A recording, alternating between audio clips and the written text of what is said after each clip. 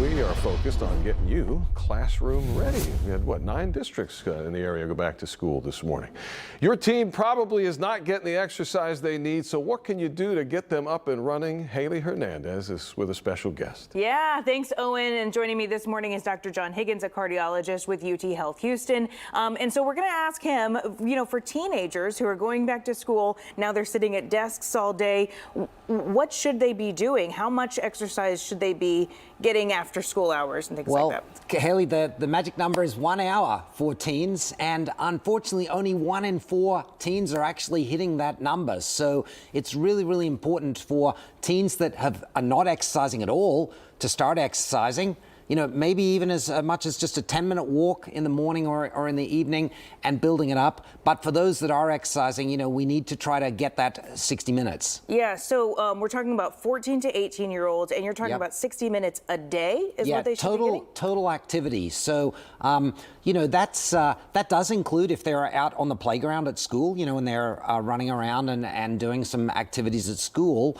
But I think for most kids, it's going to be realistically after school. Yeah. So, with the heat that we're having right now, think about things that they can do indoors, whether that be an indoor track, indoor gym work, stationary bike, swimming, of course, as well as some of the indoor sports like pool volleyball. There's a couple of beach volleyball, things that are fun for kids, basketball.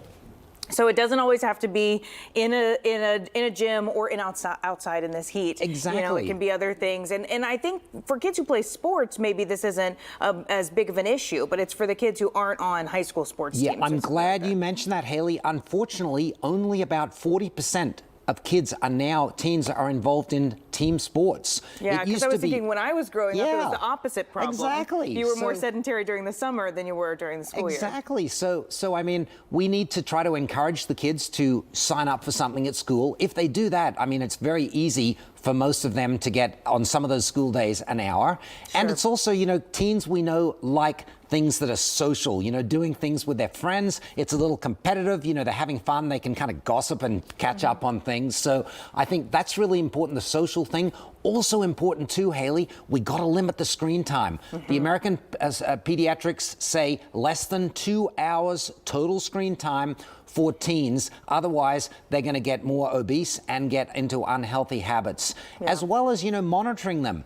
Think about, some of the teens say, hey, Mom, I need to be able to communicate with you. Well, what about getting them something like a watch that is a fitness tracker, but also, the parents can text them to pick them up and stuff. And that's a win-win for both people. Yeah, you have wireless options on there too. Exactly. For the kids who just sports isn't their thing, how do we motivate them to get exercise? Any tips on that? Well, I think if you can get them into something, ask them first of all, what they really like. For example, my daughter loves gymnastics. We said, what do you want to sign up? I want to sign up for gymnastics. So if there's something that they really like, it could be a skateboarding class. It could be, rollerblading.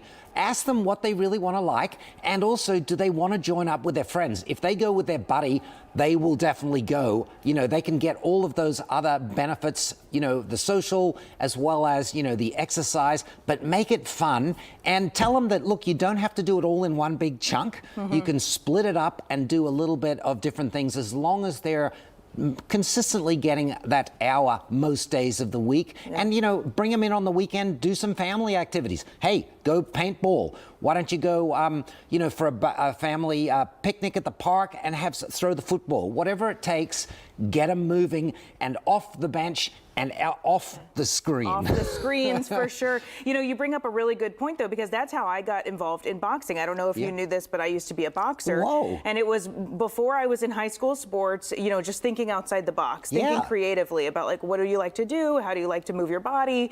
Once you, start to think more creatively, you can find a passion. Exactly, Haley. And, it might be swimming. Hey, it might be surfing. And it doesn't matter. Boys, girls, they have everything for them. In Houston, you can find anything. You can. And water sports, lots of things. Pool volleyball, there's lots of things for kids. They have classes. If the kids may want to do a dance class, that's great exercise. And importantly, Haley, the last part of the puzzle is sleep. teens have got to get about 9 hours plus sleep per night. Yeah. If you skimp on that, again, they can't exercise, they can't work out as well, and they're going to be unhealthy habits. So remember that, parents, get them to bed early. Don't let them burn the midnight oil, and block those iPads. Yeah, get them off the screens to get them to sleep. That's for sure. Thank you, Dr. Higgins. I appreciate you coming in this morning. And be sure to go to click2houston.com/CNET7 for more. Owen.